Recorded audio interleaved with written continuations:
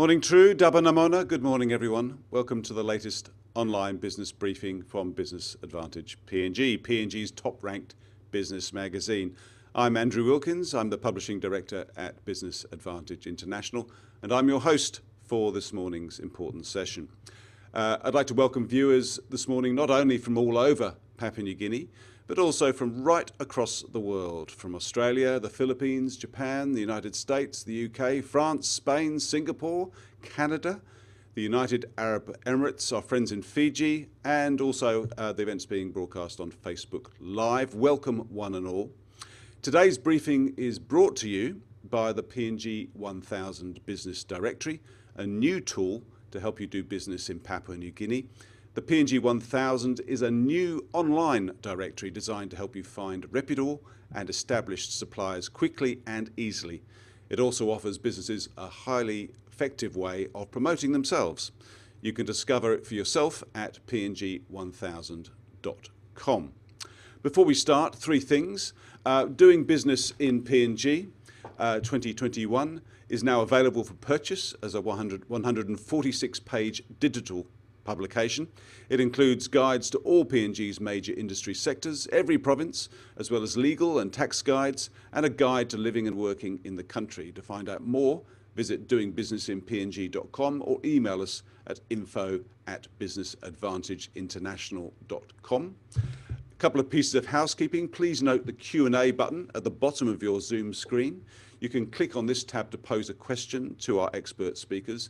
And finally, this session is being recorded, and we will be sending you a link to the recording by email afterwards, together with any slides and notes. Now, to the topic for the next hour. This Tuesday, PNG's Treasurer Ian Ling Stuckey delivered the 2021 National Budget into Parliament, which took many people by surprise. While the budget strategy paper released last week outlined what to expect in the budget, political events last Friday made it look like the budget would be put off until at least next month. That obviously changed on Tuesday, and now we have a budget after all. This session makes no judgments about the politics of the situation in PNG, but given this budget will play a critical role in addressing PNG's economic situation and hopefully returning it to positive growth in 2021, we need to address it. Our experts this morning have been burning the midnight oil to go over the budget papers, and we thank them for their efforts and for their time. In a moment, we're going to be welcoming Wayne Osterberg and Karen McEntee from KPMG. We'll also be joined by Douveri Henao from the Business Council of Papua New Guinea. But first, I'd like to talk to Westpac's senior economist, Justin Smirk. He isn't able to join us live this morning, but earlier this morning, he and I spoke, and I'd like to show that conversation to you now. If we can roll that, please, Andrea. Justin, welcome this morning, and thank you so much for taking the time to join us this morning. The last time you and I met, it was in Port Moresby in February. Thank you. The world, we were delivering the results of the PNG 100 CEO survey. Things have changed enormously, not just in PNG, but around the world since then. Just unimaginable change. And I guess we're talking about the budget this morning. And one of the things that Treasurer Ian Ling Stuckey said to Parliament on Tuesday was that the context for this budget is the most challenging in the nation's history, which is quite a statement. So what exactly are we looking at as far as the context for this budget is concerned? Well, on one level, I could actually say it's probably an understatement. It definitely is the most challenging we've ever experienced in our lifetime. It's a very, very, very different type of shock. You remember back in February, we were talking about already we'd seen COVID break out in Wuhan, and we're talking about what China was doing and how it was going to work through. We said if it got out into the wider world, we really didn't know what would happen. Now we do. What we get is a supply shock. Normally in economic cycles, you get demand shocks. It's either driven by an asset bubble or a change in monetary policy or a change in fiscal policy. In strong investment cycles, so they're overinvested, they need correction. All these things are traditional boom-bust cycles, recessions, depressions. This one is where the governments around the world came in and said, we want to stop people's contact. So they stopped social interaction around the world. This mattered because it hit the economies hard, directly and quickly in a very rapid way.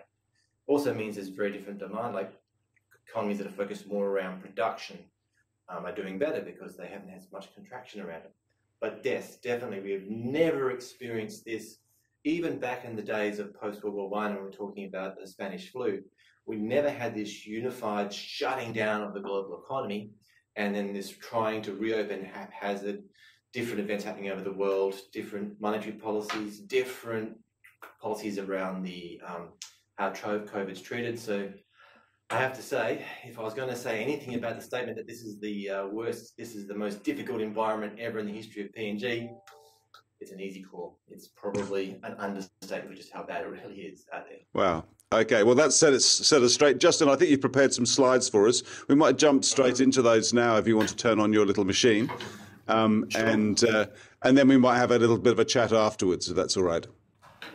Okay, well, thanks very much, Andrew. I just want to give a quick backdrop of some of the forecasts that we were talking about. And actually, there was a paper that appeared on your site a little bit earlier, just talking about this sort of, it was a pre-budget paper talking, and I think there was some interesting things in it, especially talking about scenarios. Now, the central scenario is the one that the government's run with, and that's what we tend to do in this job. But I think I was just highlighting the scenarios they put up and how they work through. It gives us a flavour of where the risks we are seeing. Now, in this situation, what we're looking at now is the wheat growth. All the government will sort of be focusing on is just the non-resource sector, mining and petroleum, and all those sectors remaining, really weak and suppressed, and you're depending just on non-resources. This is actually a very critical underlying assumption for all the three scenarios, so it actually matters a little bit, and I'll spend a little bit of time on it near the end. The medium growth view is one of getting some resources back. Porgera is starting up in the second half of the year, so that gives us the extra kick, and this is the central tendency the government is running with. The strong side is saying, well, look, Porgera starts up a little bit earlier, we get it organised.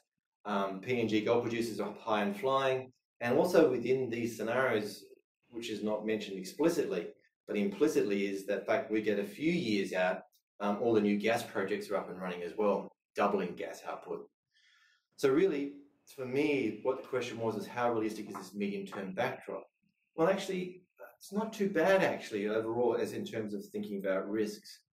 Just quickly, too, thinking about what matters. We are talking about an environment where the US economy, and these are forecasts we've done out through to the end of 21, and you see the black line with the US economy is still below where it started. So it had a much more drawn-out contraction, much more slower response to the disease, ongoing disease issues, less fiscal stimulus, so it's a very slow recovery. Contrast that with China, who had much rapidly contracted their economy, controlled the disease, but it opened up again much faster, gave good fiscal stimulus.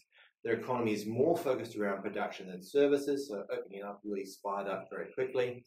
By the end of the line, 21, we're talking about 110 versus 100 starting point pre-COVID, 10% increase. So anything that's leveraged towards the Chinese production story does better. So commodities that are focused around industrial production growth do well. Ones that are more around the broader global economy, around social contact, don't do as well.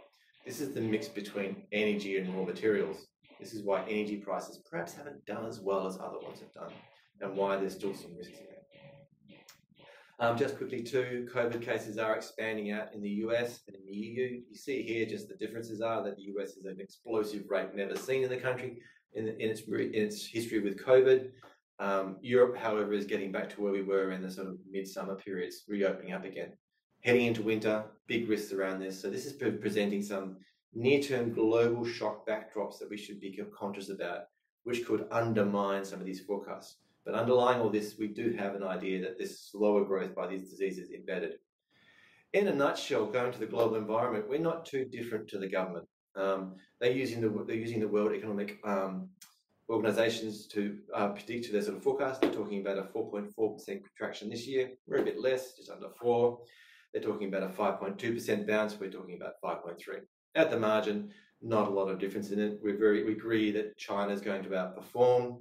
In all those sorts of environments, we agree that India's been hard hit, but will be bouncing back. So in a nutshell, those countries are sort of the ones that are sort of, we agree with those kinds of base case scenarios. What it means, though, is we're coming into the next round of forecasts does present some interesting concepts. First of all, with energy prices and oil, everyone's been focusing on the demand side, but supply has been really important. This is one of the reasons why I can't get too excited about oil and gas prices. The corrections occurred not just from demand, but also supply, both from outside of OPEC, the US, and inside of OPEC, who've been able to control their members very tightly. OPEC is needing the cash, their budget's being stretched. We do expect their supply to lift as prices lift. And the US will respond organically to higher prices. So yes, there's probably some upside risk to our forecast for oil prices, but don't get too carried away. The better growth we're getting will lead to higher prices, which will lead to OPEC breaking their quota limits, and also the Americans responding as well. When you look at the commodity forecast that they put up, they're talking about around $8 British thermal unit for LNG. We think it's going to be a little weaker, but the evolution of what's happening in the gas market for the near term, the recovery that's going on in Asia, does suggest you've got a little bit of upside to our forecast. So I wouldn't beat the government up on having a slightly more optimistic view on gas than us. Oil, similar sort of story, but we're talking about it recovering in 22 to around the levels they're talking about. So a bit of near-term weakness, but getting back. So oil and gas prices overall are sort of reasonably conservative and within the ballpark. Copper prices, we actually are a little bit more upbeat. That's the China story, the growth story, the limited supply. So it's a nice story. The one where we probably differ is gold. Gold has been getting so much benefit from all this risk out there. If you really believe the world's going to be in a better place in 2 years' time, actually gold prices are likely to be lower as people divert to higher yielding assets. So that's probably one area where I'd be a bit cautious about this sort of, the prices are still high, still good, but can they maintain these sort of record highs? Question marks. Now, on the domestic side, just take a little bit of interest in this sort of next focusing on their non-mining side, because you'll see just how important it is. This is a chart straight out of the budget. It shows at the top in the column there in real growth that in 2020, they're expecting the real economy to contract by almost 4%. What's important is the recovery and how it comes back. You'll actually see that Porgera and LNG increases only add about a percentage point back into it again. Octet is 0.5%. The AFF production is just 0.1. It's the others, the BLS, which you'll see there, that covers most sectors, the broader economy, the non-mining sectors. Those kind of sectors there we're talking about are expected to be driven by a recovery in the global environment and labour mobility. It's basically reopening the economy again. Now that sounds reasonable, a 5.7% contraction when it's been the key driver down. So in a year of a bounce back, that sounds okay. It doesn't sound too outrageous. What happens though is in these ones we're looking at the forecast, we see that contraction this year that's coming from the non-mining side of real GDP. It fell 1.1%. And now they're talking about it rebounding again 3.3% next year, and then 3.7, 3.5. I mean, this does include agri as well, which is also a big important part. And you'll see that in the previous slide, agri was contributing a lot less. So that's what the muting sign is. What sort of gives me a little bit of concern is they're going to have to get things right in terms of how they provide the new capital for the economy, the liquidity in the banking system. They're opening up the small enterprise businesses, because what they're talking about growth going forward in 21 is 3.3, 3.7, 3.5, 3.7, 4.2. This non-mining sector getting some momentum. Look back in history, from 2014 it was 4.1, minus 4.1, 1.5, 1.5, 4, 2.4. Lots of different domestic factors where things went wrong that hampered it, and this is where the risks lie. This is a real sweet spot. It's really highlighting that they need to get everything right domestically. Yes, the external side can give us the extra kick, but it's going to be really critical for them to get the domestic side right. Next year, you will, as the economy opens, you will get a bounce back. It's how you keep that momentum going is going to be the critical one. How do you get small business up and firing?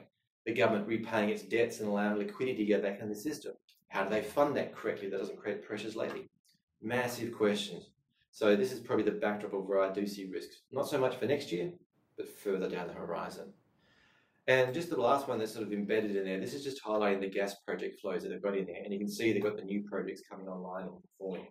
It's going to be critical to get those up and running. We are, I have to be honest now, in a more difficult environment. LNG projects have been looking at far more closely than they were even 12 months ago. The rapid changeover to renewables that we're seeing through Europe and Asia and the rest of the world is really tying us up.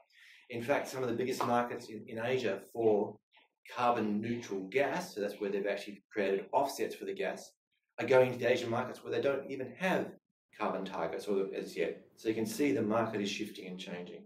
So I'd be very, very cautious about being really 100% confident about these numbers coming through. Again, that underlies the importance of getting the domestic side right. Unfortunately, Andrew, I do have to put a quick disclaimer up, seeing as I'm giving a public presentation. It's really just my disclaimer for the rest of the world. Really, what I was trying to say is I'm not giving you any advice around financial assets, buy or sell. What I'm trying to do is give a scenario and some synopsis so we can have a debate about the budget, where it's heading, some of the risks, and maybe what they can do to try and improve things on the way forward. Thanks, Justin. That's really helpful and very, very clearly put. And I guess what you're really saying there is that while the government is anticipating there's going to be a boost in the domestic economy in the next few years, they really need to look after particularly two things: closing the new resources projects, but also getting the non-resources economy up and running. Do you see that there's obviously resources projects take years to close, and as we've discovered over the last couple of years, the negotiations can be complex and a lot of things can go wrong. So in those negotiations, or stop things from going according to plan. But talking a little bit more about the domestic economy, the non-resources economy, what do you see as policy measures that can really drive that part of the economy? So agriculture, really fisheries and manufacturing, so on. Yeah, it's really broken into two components, and I really have to give credit to the government. They really are focusing on this. So there's a lot of positives to come through from this in terms of how they can do this. First of all, you can really break into two parts: how you can help the sort of new small emerging SMEs in agriculture and such, both in terms of education and training to develop those industries, infrastructure and funding. They're talking quite a lot about funding and infrastructure, two important components that will really help the evolution of new entrepreneurs come out. There's a lot of entrepreneurial spirit that exists in PNG. How do we tap into it? How do we give them access to sell products, get resources in, transfer goods and people around, all those important things that make an economy viable? The government is talking and focusing on it. Now we have this, I guess it's probably talking about delivery. We get to the next level where you've developed this small businesses sort of up and running. We then need the sort of bigger, larger services that are already existing in there and how they're running. And there are two things that are really continuing to hold them back. One is the debt that's still overlaid from the previous governments and how they rang up credit with the businesses, and the businesses are now basically tied with this credit to a government and can't act because they have capital tied up into the government. So this is money the government owes to business in PNG. The arrears, yeah. The arrears numbers, yes. Now, just releasing those arrears numbers allows businesses to invest, expand, do things, import more things, to employ more people. So it's a very, very positive. It's a very strong fiscal stimulus. We talk about how here in Australia they had JobKeeper, and the government during the crisis dumped a whole lot of money into businesses via JobKeeper. Paying off your debts is doing the same thing. The government is jumping a lot of money into it. So there's a lot of value in doing that in terms of, and the government can borrow even within there cheaper than the businesses can. So it gives it some of the advantages there. And the government's talking about this and trying to move forward with refinancing. So it's known. The next one is to keep the movement towards reducing the FX constraints around the economy. And so putting more FX exchange in there, allowing the flow, allowing importers and exporters to operate more flexibly. Now, there is some really strong talk around too about how they can reduce the import side of the goods. And on some levels, these constraints around FX have inspired people to do more import substitution. What we need then is just how we get the government to not step in and pick winners, but how to remove the barriers that prevent these industries from continuing to grow and expand. Domestic food production, domestic material production, so simple manufacturing, those kind of things. How to provide an educated workforce for that as well too. So these are there's some quick fixes, but some more longer term strategic planning on how we manage these economies.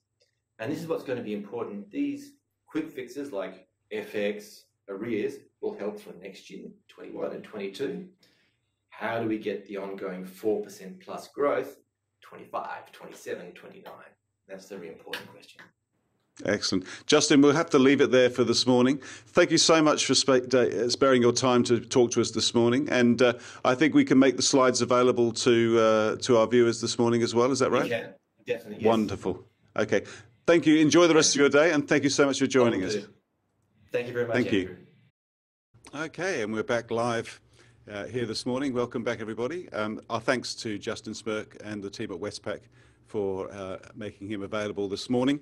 And I'd like to now bring online our other guests. That's Wayne Osterberg and Karen McEntee from KPMG and Douveri Henao from the Business Council of PNG. Wayne is the Director of Advisory Services at KPMG in Port Moresby, and Karen is the tax partner. So Wayne, if you come on board, we might start with you. The headline figure on this is basically there's a lot more expenditure and there's a lot less revenue, which means there's a significant hole that the government's got to fill. That would be your appraisal of the budget? Yeah, thanks, Andrew. Hi, and thanks for having us on the briefing with you today. Yeah, essentially, there's basically a 6.6 billion kina deficit that needs to be funded. The quantum of that deficit is no different from the supplementary budget earlier in the year. So it's a big number that needs to be met. There's a little bit of uncertainty. There seems to be a little bit of a funding gap there for about 2.2 billion between expected borrowings in the local market and expected donor funding and bilateral funding. So that and the budget is not very specific on how that gap will be filled. So that's a little bit of a concern. The revenue target it's a relatively ambitious target in the sense that economic recovery, businesses recovering from the sort of pandemic lows and more trade flows, etc. And it also relies on, I think, increased or enhanced compliance on the IRC side. So increasing the tax take. And that was a feature of last year's budget in terms of the government making some efforts to ensure and enhance compliance.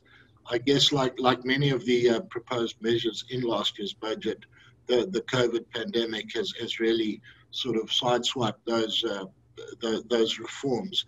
So what we see is many of those reforms are back in this year's budget, and as I say, the revenue expectations are fairly ambitious, and so that said, it's a fairly steady sort of budget. There's no great changes in there in any regard, and Karen will talk about the tax regime, which is unchanged. The other important thing for us from the budget was that there's this fairly strong reliance on bilateral funding, with external debt growing to around 50% of the total debt, and that's important. And what's important there also is that to maintain or to attract bilateral funding, the government will need to give its reform agenda some impetus. I think the bilateral lenders require some, they've got conditionality and reform, SOE reforms very much on their agenda. So that's encouraging in that we may see increased reform and increased focus on governance in order to secure that lending. That lending comes with some risks. The Treasurer talks in the budget about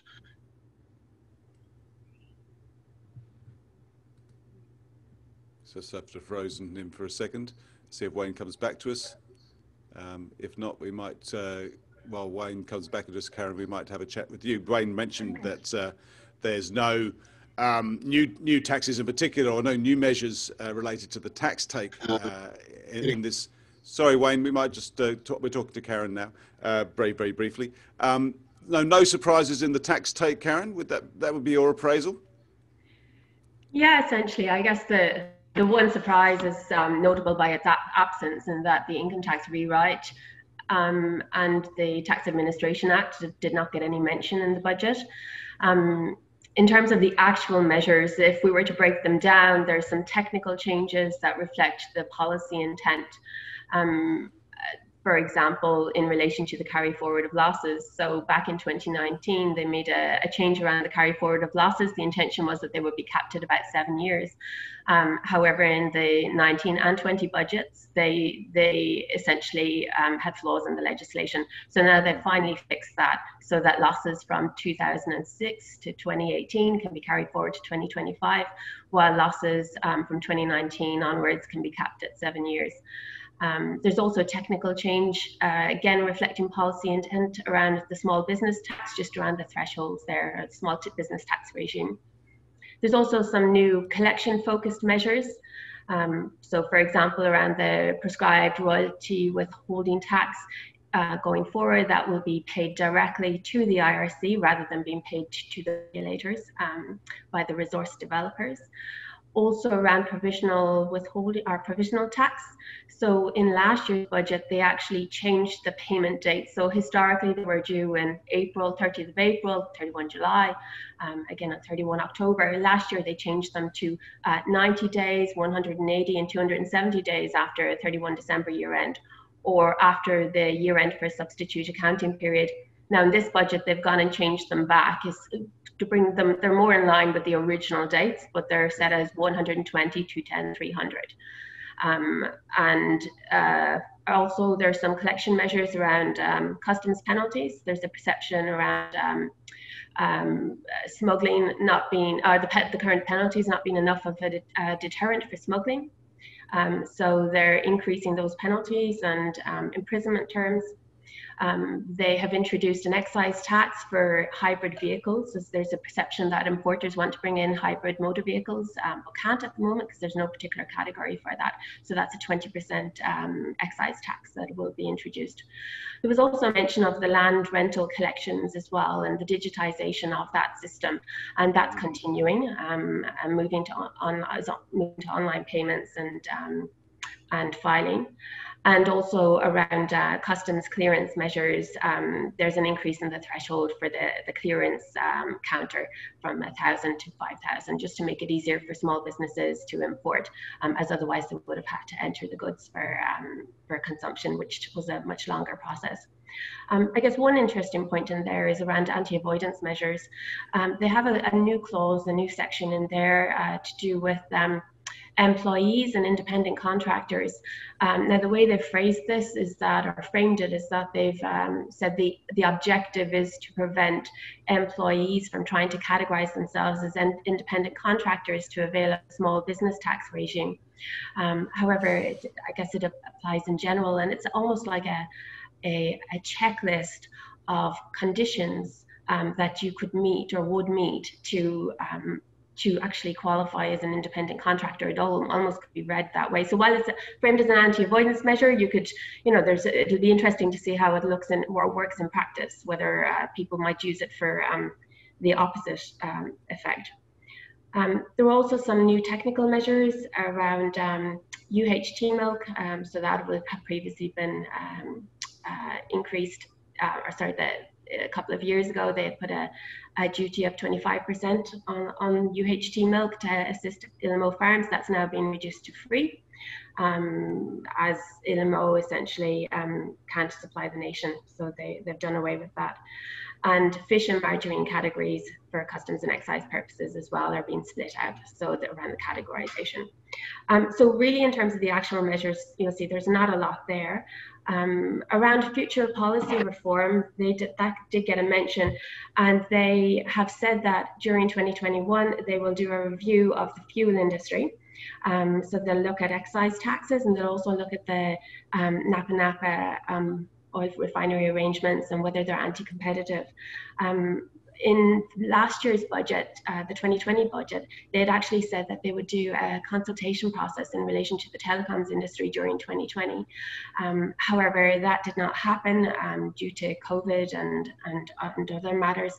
So that is now foreshadowed for 2021. So there'll be a consultation process with NICTA and other relevant stakeholders with a view to bringing in an excise tax on a turnover-based universal access levy. So that could be anywhere from 0.5% to 4% of turnover, just depending on the outcomes. They'll also look at a mutualization arrangement, so involving sharing of infrastructure. Finally, the banking industry will also get a look. So in last year's budget, they said that they would do a consultation process in relation to the banking industry during 2020, looking at perhaps a levy based on Forex spread. That was never done. Now they're saying they'll do it in 2021. It was also mentioned as well, specifically, that rather than targeting SMEs and individuals, that they will actually look at, I guess, what's perceived to be the bigger earners like the telecoms and banking industry. There'll also be some changes in the Securities Commission. They're looking for a new head, and they're doing some recruitment there, and also they're aiming to open up the domestic and international markets. And I guess something that's yet to come that was not mentioned but was mentioned last year is tax clearance certificates. So I'm sure any business owners listening are aware how difficult it is to actually get foreign currency out of the country, and part of this difficulty relates to tax clearance and obtaining tax clearance certificates from the IRC. So they had proposed to move that to an online system. There's no mention of that at the moment, although I do understand that the IRC were in discussions around that during the year. So we'll wait and see in that regard. No capital gains tax on the horizon? Well, so the capital gains tax will actually form part of the Income Tax Act rewrite, or at least that's the current proposal. So in terms of the document, the consultation paper that was issued earlier this year, back in February, that included a section on capital gains tax. So that will be coming down the line. It depends on when the income tax rewrite will come in. That rewrite had been due to, well, a year ago we were expecting it to be introduced from 1 January 2021. That has not happened. And the IRS, Treasury did signal a few months ago that it's probably more likely to happen sometime during 2021. So we shall see. Excellent. Thank you, Karen. Wayne, are you back with us? You just have to unmute your button, sir. Yeah, sorry, I seem to be having technical difficulty. So, thank you for your perseverance.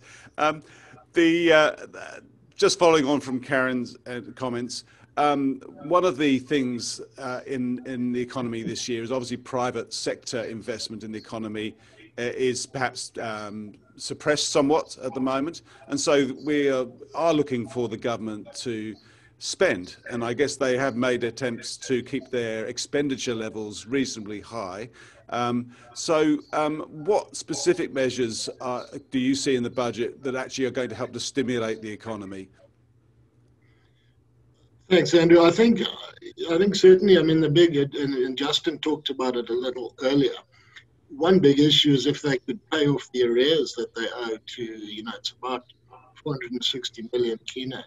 And that in itself would be a big, big stimulus to the domestic economy. There's quite a bit of capital infrastructure spending planned, and that's always good for an economy. Particularly generates employment and activity in the short term. And the fundamental idea behind capital investment is to end up with, to underpin conditions for growth in the future. So better infrastructure leads to more activity. So that's a fairly key component of the government's medium-term strategy, a very good one, and hopefully that will come about. Obviously, the challenge for this government, as with any government, is to try and reduce operational spending and more money into capital expenditure to develop. So I think that in itself should stimulate, should provide good stimulation for the private sector.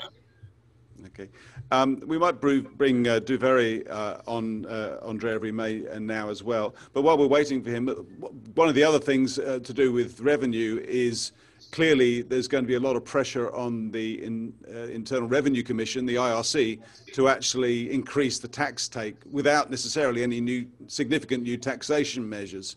So that means a greater emphasis on compliance? Yeah, sorry.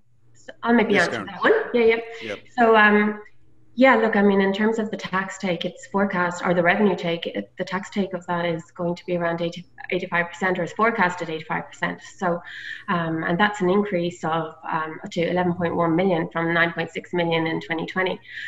So there will be severe pressure on the IRC to collect that money. And if we look at the measures, we've just gone through them, there's really nothing in the measures to stimulate that increased tax take. So really the IRC relying on increased IRC activity. So we've seen even in you know, actually in the budget papers, it's foreshadowed in a number of places where they mentioned that there will be increased IRC activity in 2021. Also, if you see the recent press releases, even just in the past few weeks, there's been a number of press releases where the Commissioner General, Mr. Sam Orme, has mentioned pursuing tax evaders more aggressively in 2021 with prison terms and prosecution. They've mentioned that only 10% of tax registered taxpayers are actually paying taxes, so they're going to pursue those more heavily. They've just done some site visits out to the provincial districts over the past 3 weeks, so they'll be finishing up tomorrow, and they're aiming at tax collection up there, but also part of the objective is trying to figure out who's actually registered and who's not paying taxes and why they're not paying taxes. They've mentioned in press releases in recent weeks that they'll be instructing banks to close bank accounts for taxpayers not paying taxes but have TIN numbers. And we've also seen them enter into MOUs with various bodies such as the IPA, which would enhance data sharing, CASA, so that they can monitor aircraft owner compliance, as well as CPA, so they can have a better relationship with the accountants. So definitely expect increased activity. Activity was down in 2020, and that was reflected in the figures. It was also reflected in our own experience. There was very little in the way of audits. As I said, they're picking up now a little bit, but we expect it to be much more next year. And in terms of the various taxes, you know, the largest portion of that tax take is going to come from personal income taxes, with GST following, and corporate income tax. And again, they say through that those increases are going to be through IRC activity, an easing of COVID restrictions, and Porgra hopefully back up and running. Okay. Douveri, we might turn to you now. Obviously, the Business Council spends a lot of time talking to the government, lobbying the government, trying to encourage the government to see businesses' point of view. Having seen the budget, is this the budget the Business Council was hoping for? Look, the first thing that comes to mind is the devil's in the detail. And I think like many folks that have been following the budget, we truly haven't had the opportunity to look at the various strategies, policies, systems, even the regulatory reform platforms that the government's pushing. So it looks interesting on paper, but we're very cautious on what that would translate. And perhaps I can give just a couple of examples on our precautionary perspective. Number one, when we initially had the COVID-19 government application in March, we were there in the engine room with them to give government credible advice on what they should do with the market, where they should open, and so forth. And so by being inside that foxhole with them on day one, we've seen the maturity of the conversation flowing. So that dialogue has precipitated into into the government appreciating about self-regulation as an important part for the market to continue. We were, again, just to give you some stats, back in April, there was over 67% of businesses that said, we're not going to be around for the next 6 months if the March, April protocols apply. When we ran that same survey in August, just while a couple of weeks, at least two months of the self-regulation protocols, 61% came back and said, we're going to be open for the next 6 months. And the important part of that stat is we also saw what was a very high rate of unemployment began to level off. CEOs and MDs were confident they can retain staff. They've done the necessary adjustments. And that demonstrates the importance of having a robust public-private dialogue inside a highly volatile, but at the same time, a huge impact like COVID-19. So definitely from our end, that's an A-, B+ on government's ability to engage with us. On the economic recovery aspect of it, we've had no visibility whatsoever with the treasurer or with his team. So I am quite fascinated with what the BLS came up with and the projections of the BLS. And again, the details of the BLS and where those projections would move, we're keen to have that dialogue with him. I do want to add several numbers that we've had a couple of months ago that can feed into the conversations on the BLS projections. Number one, 80% of CEOs came out very clearly. They're going to at least not make, in their H1 21 numbers, they will not make their budget projections. So they've completely revised that down. If there's anything that the BLS has to achieve is improve that number and instill sales confidence. The second part of the stat, which we got a bit of flack on, was we actually asked businesses when the 280 million stimulus was pushed out in April, how many of you benefited? And Andrew and everyone else, you've seen that stat, just 1% only benefited. Yeah. 67% basically said, we've got absolutely no idea what it is. A further 65% said it was ineffective. So this is coming straight from businesses right across the country responding to the stimulus. Now, that obviously should not detract from government in investing in the things that they're doing. So our approach is quite simple. We've got a fair idea where the rescue needs to happen. We've got a fair idea where the stimulus needs to happen. And we've got a fair idea who needs to be paid debts. And I'll probably break my budget response in those three areas. The tourism sector is definitely running dry. The amount of shutdowns, even huge sectors of communities that rely on the tourism base have completely dried up. They have made adjustments into other sectors, agricultural produce, but that sector has completely vanished 2020. That's the one that definitely needs a rescue. Yes. The second one that needs rescue is also, to a large extent, the manufacturing space.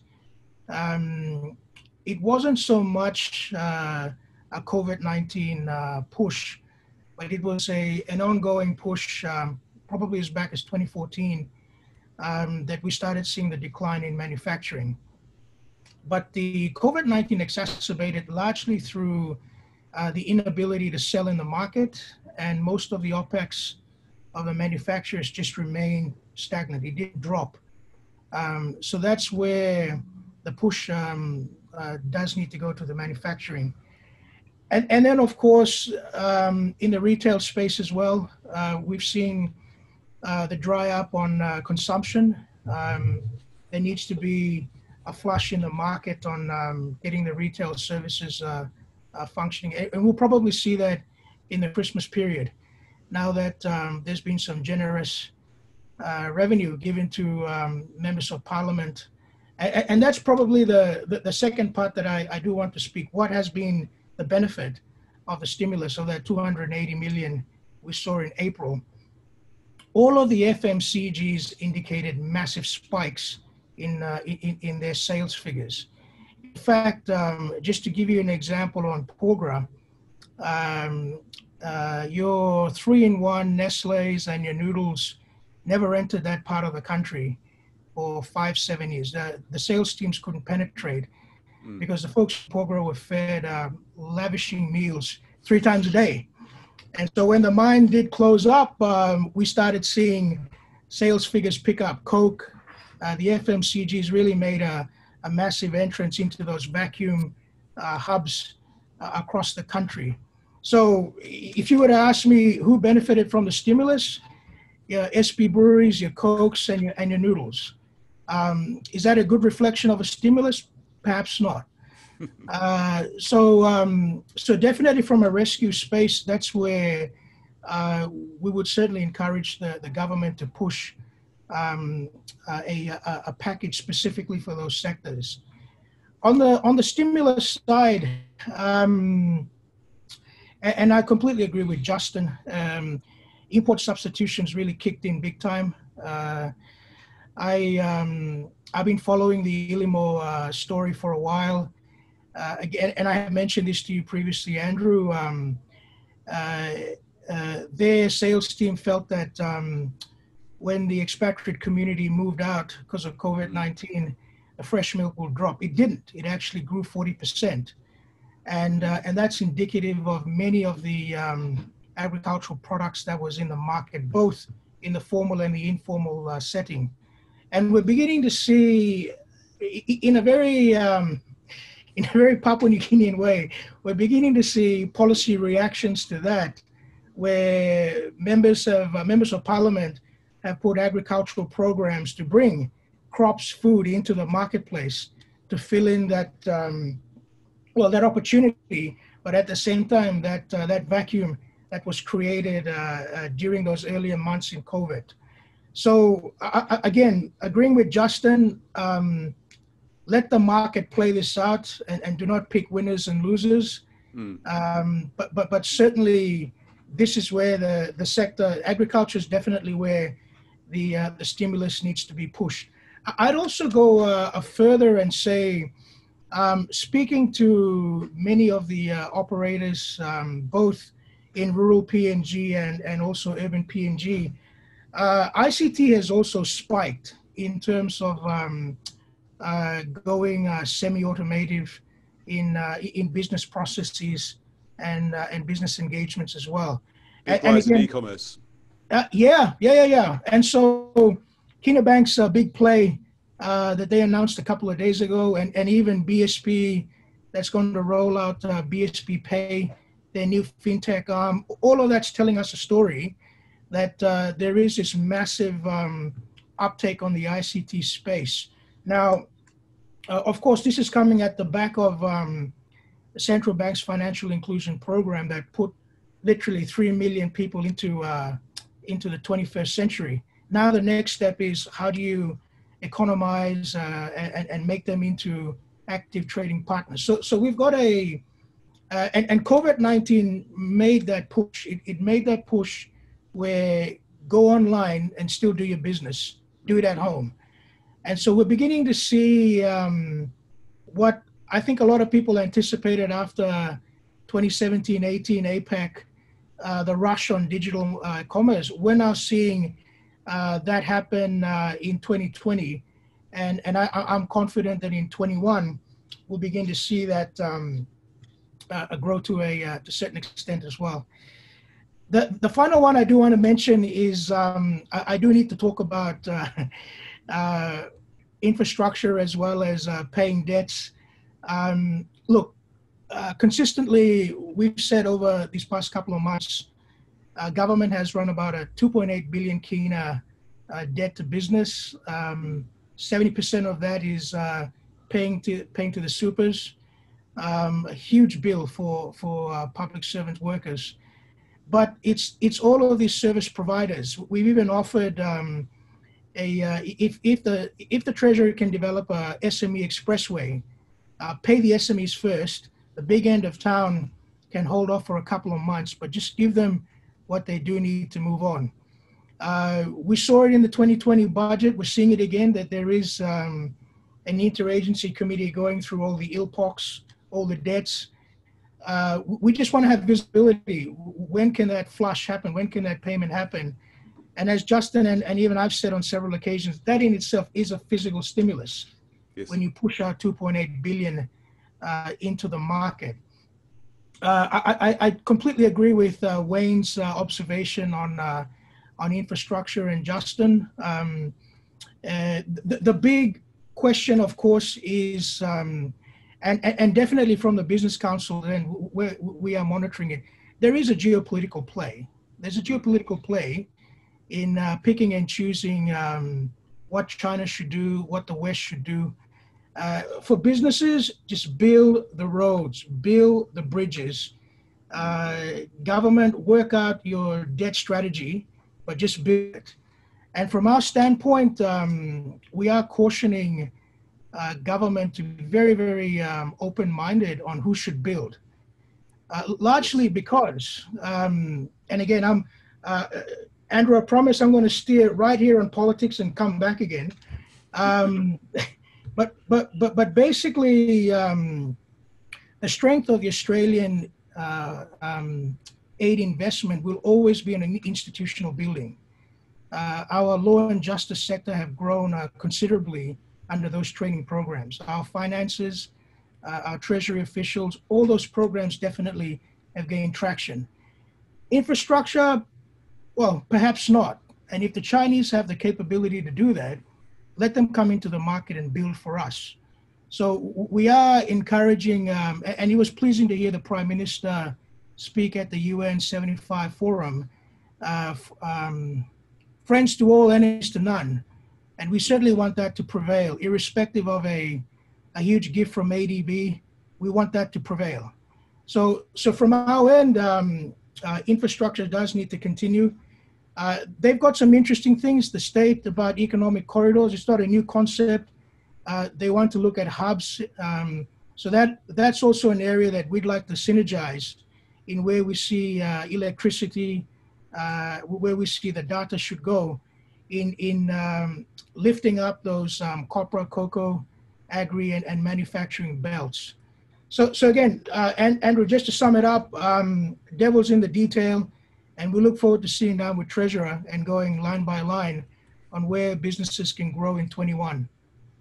Excellent. Thank you very much, Douveri. That's very pithy comments. And I guess it is very much a wait and see budget in many respects, because the projections, the joy in the budget is very much pushed out for the next 2, 3, 4 years. So maybe a final question for all three of you before we wind up this morning. And just very briefly, your sense of how realistic or how positive you feel about the government's projections for future revenue growth over the next thing. The Treasurer, for example, saying that it won't be long before PNG is 100 million kina economy. Maybe we'll start with you, Wayne. I'm relatively optimistic. I think that you know, a lot of the and interesting, you know, listening to Douveri's taken it from the business side. I think a lot of these initiatives have got are well intentioned, and if we can follow through with them and uplift the SMEs and put that platform in place, we should be able to grow quite nicely over the next couple of years. particularly if a couple of the resource projects come off and things that have been on the cards for a while. But I guess it looks to build a more solid base for the economy, which is encouraging. Yeah. Karen? I guess from the tax side, they're predicting increases from 4.5% in personal income tax and corporation tax, and 26% on GST. 26% on GST maybe seems a bit optimistic. However, that will really depend on whether there is that increased consumption as a result of economic recovery after the pandemic. So yeah, it's potentially achievable, but it really just depends on the level of IRC activity and how much they do in that regard. Excellent, thank you. Douveri, I don't know whether it's a brave thing to do, but I'm going to give you the final word this morning. Look, you've been following this country for many years, and so have Wayne, Karen, and others. This is not 1975. There are more people like me that's in the market right now. They're taking leadership positions in business. They're on boards. So they have an inherent interest that this country has to prevail. And because they have that inherent interest, I'm positive, so are they, in making sure that we do have that 100 billion kina growth. And there are already indications that we're seeing. Just yesterday, an SOE, PNG Ports Limited, gave 9 million kina dividend back to KCH. And that entire crew is run by very, very skilled Papua New Guineans. So we just need to give the SOEs the meritocracy it requires, and we will see that prevalence occur. Those SMEs that are coming forward in wanting to grow their businesses, let's look at it on a meritocracy standpoint. Give them the cash that they need to grow, the business acumen, and just let their talent and their vision flourish. So probably I was a bit pessimistic in the beginning, but going forward, there's a lot of us that are now in the market, a lot of friends of us in the market that have an inherent interest that we want our children to have a better place. So we will make this market work. Excellent. That's a good place to finish. Thank you, all three of you, to Douveri, Henao from the Business Council, Wayne and Karen from KPMG, and also at the beginning of our program today, Justin Smirk, the senior economist from Westpac. Four very, very busy people, and I know particularly Karen, you've been burning the midnight oil, so thank you so much for taking the time to join us this morning. That's it for today. Our thanks to our sponsor, the PNG 1000 Business Directory. This online business briefing has been the latest in an ongoing series, which you can find on our YouTube channel. Look out for more briefings in coming weeks and months. To keep in touch with what's going on in PNG's economy and in business across the board, businessadvantagepng.com is your destination. You can also follow us on Facebook, Twitter and LinkedIn if you decide. Until next time, stay well and may your business have the advantage. Thank you very much.